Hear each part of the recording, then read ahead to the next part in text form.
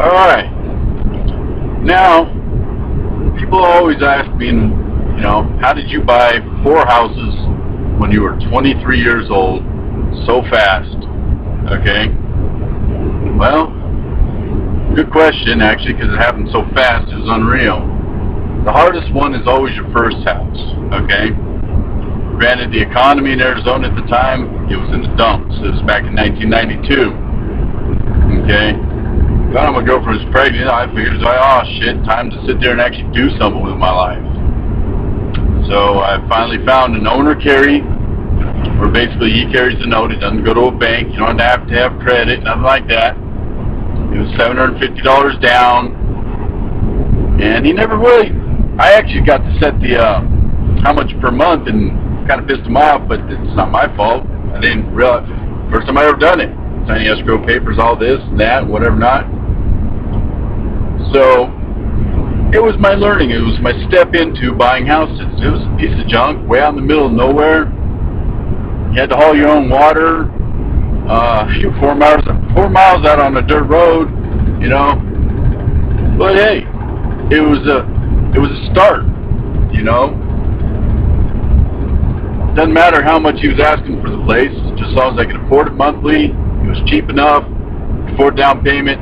I opened up a 90-day escrow, okay?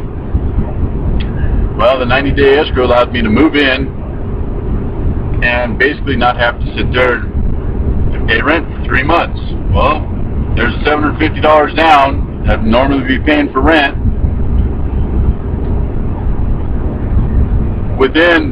By the time I signed that escrow, and I had that, basically I say, I'm buying a house. Okay, so within 3 months, I bought 2 more houses, moved again into Kingman, because once you tell somebody you already own a house, they're more apt to sit there and sell you another place, because they have ambition, no young kid and everything else. So I bought 3 houses in 8 months, moved twice. First house I bought, like I said, out middle of nowhere, BFE, I sold that place 6 times and gave it away twice and still ended up with it back. Okay? Because a lot of people think they can live way out in the middle of boondocks. No, they can't. But it does condition you and treat you. It does teach you to appreciate power, water, electric, all that comes to your property when you got to haul it. When you got to haul water, you run out, you're out of water. You learn not to flush that toilet. What is it? If it's brown, flush it down. If it's yellow, let it mellow. Or you put a brick in the back of your toilet. Conservation. Or say you don't have power and you're living off solar. Okay? You will learn not to turn them lights on. You will learn you don't need a 100-watt light bulb. You better put a 60 in there. Alright? You will learn how to walk around in the dark. Alright? When you're on solar panels, it's almost like a gas tank in a car, okay? You use your power, as that meter goes down, you're using up your gas, okay? So, you're not so wasteful then.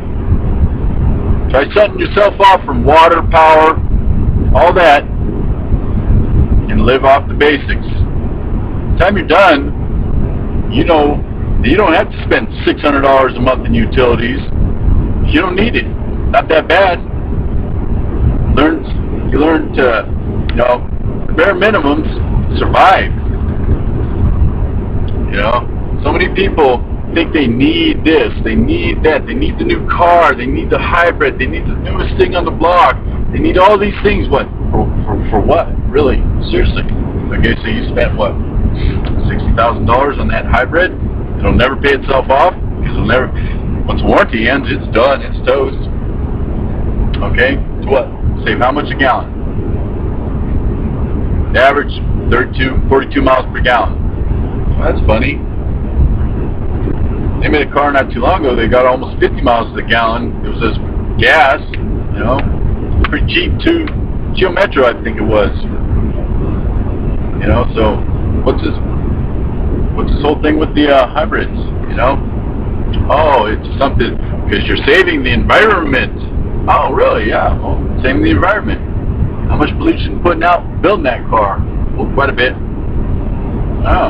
So if we took all these old cars, tuned them up a little bit, put a higher gear ratio in them, taller tires maybe, get better gas mileage, don't build the new cars, wouldn't that also save on that whole pollution thing too?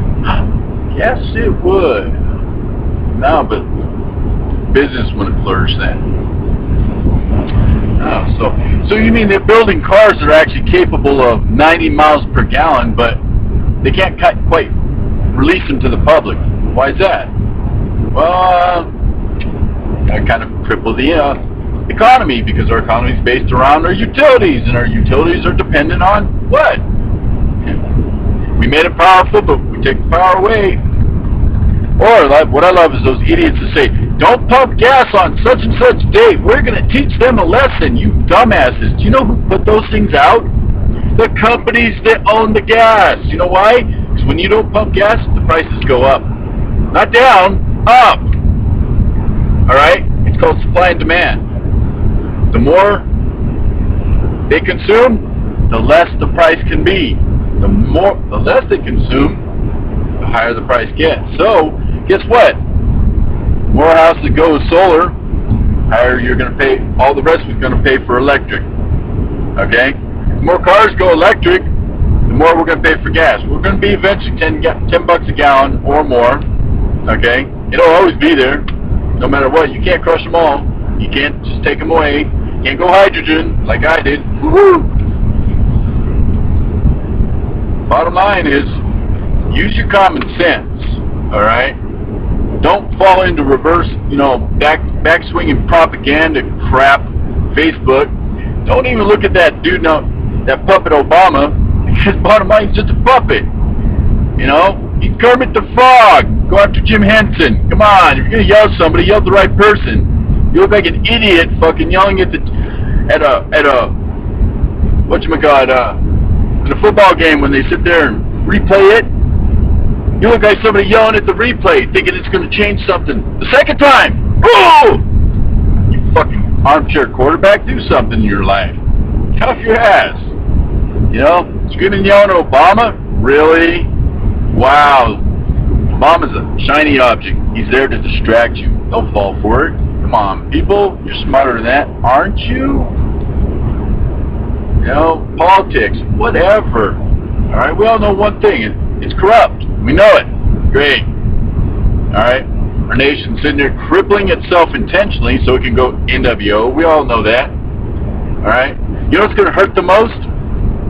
It's all you jackasses holding on to something they're trying to take away from you. But they've been taking it away a long time. But now that you're holding on to it, the rest of us going to suffer. Okay? It's been happening for over 100 years, people. But we're going to hurt the most those 3 years of transition. It's happening. It's going down. Anyways, like I said, it's easy to buy houses. You're in a fucked economy. There's a lot of people getting out of their places. They can't afford it, or they're getting older, they can't maintain it, they don't want to deal with renters. Now's the time to buy. First one's the hardest, after that, oh my god, bam, bam, bam. By the time I was 24, I had 4 houses. That was easy. Go buy a classic car, own one classic car, and anybody wants to sell you a classic car, they're bringing them to your house. Don't be towing them to your house. You own one, all of a sudden I guess you're an expert. They trust you, don't know why.